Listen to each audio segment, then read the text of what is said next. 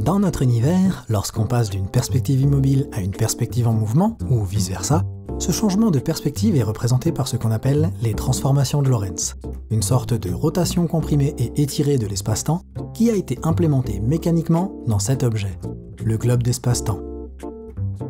Les transformations de Lorentz ne modifient pas la vitesse de la lumière, quelle que soit la perspective, car notre univers fonctionne ainsi, avec une vitesse de la lumière dans le vide qui ne change jamais. Par exemple, disons que je ne me déplace pas, c'est-à-dire que je suis à la même position tout le temps et que vous bougez à 1/3 de la vitesse de la lumière vers ma droite, et vous allumez une lampe torche. Alors cette lumière va se déplacer à la vitesse de la lumière, c, soit environ 300 millions de mètres par seconde, ce qu'on dessine comme une ligne à 45 degrés sur ce diagramme d'espace-temps. Et donc, d'après votre perspective, vous n'êtes pas en mouvement, autrement dit, vous êtes à la même position à chaque instant, mais le rayon de lumière provenant de la torche voyage toujours à la vitesse de la lumière. En fait, depuis n'importe quelle perspective en mouvement, le rayon de lumière se déplace selon une ligne à 45 degrés sur un diagramme d'espace-temps, pourvu qu'il ait ses axes gradués comme ici. Donc, la vitesse de la lumière plus votre vitesse égale la vitesse de la lumière. Ça ressemble plutôt à ce qui se passe lorsqu'on ajoute quelque chose à l'infini qu'à la somme de deux nombres finis. Mais qu'en est-il pour des vitesses plus lentes que la vitesse de la lumière ? Que se passe-t-il si vous voyagez à 60% de la vitesse de la lumière vers la droite et que vous avez une carabine à plomb surpuissante qui va tirer un plomb de la mort qui va lui-même à 60% de la vitesse de la lumière vers la droite par rapport à vous? Alors, quelle est sa vitesse depuis ma perspective? La réponse intuitive à cette question est que si le plomb de la mort va à 180 millions de mètres par seconde vers la droite par rapport à vous, et que vous allez à 180 millions de mètres par seconde vers la droite par rapport à moi, alors le plomb de la mort doit aller à 360 millions de mètres par seconde vers la droite par rapport à moi, ce qui est plus rapide que la lumière. Et surtout, c'est faux.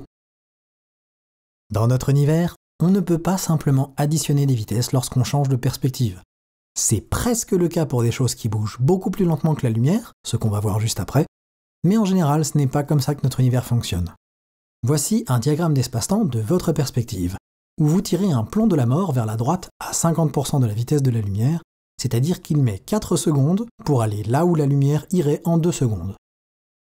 Et voici ce qui se passe lorsqu'on va dans ma perspective, depuis laquelle vous êtes en mouvement vers la droite à 50% de la vitesse de la lumière. Le plomb de la mort est toujours en mouvement par rapport à vous, et va toujours sacrément vite. Mais il n'atteint pas la vitesse de la lumière. Sa ligne univers n'est pas vraiment une ligne à 45 degrés. Et ça ne pourra jamais. On peut avoir un aperçu de ça en comprenant comment les transformations de Lorentz fonctionnent. Essentiellement, c'est étirer et comprimer l'espace-temps. Et étirer une ligne dessinée sur une feuille en caoutchouc fait pencher la ligne de sorte à ce que sa direction s'approche de la direction d'étirement. Mais elle ne va jamais se retourner et pointer dans l'autre direction. Et bien qu'avoir des objets allant à 60% de la vitesse de la lumière frôle les limites de ce que le globe spatio-temporel peut raisonnablement montrer, si vous tirez un plomb de la mort à 60% de la vitesse de la lumière et qu'après on va dans ma perspective depuis laquelle vous allez à 60% de la vitesse de la lumière, eh bien le plomb de la mort ne va toujours pas plus vite que la lumière. Et même si on tirait un plomb de la mort allant à 60% de la vitesse de la lumière depuis un plomb de la mort allant à 60% de la vitesse de la lumière, depuis un plomb de la mort allant à 60% de la vitesse de la lumière et ainsi de suite, la vitesse finale serait proche, mais toujours pas égale, à la vitesse de la lumière, à cause de la manière dont la combinaison de vitesses relatives fonctionne dans notre univers. C'est l'une des conséquences que l'on subit à cause de la constance de la vitesse de la lumière. Dans un univers comme le nôtre, où les changements de célérité ne changent pas la vitesse de la lumière, alors les changements entre des perspectives en mouvement ne pourront jamais voir une autre vitesse relative inférieure à la vitesse de la lumière, transformée en une vitesse relative supérieure ou égale à celle de la lumière.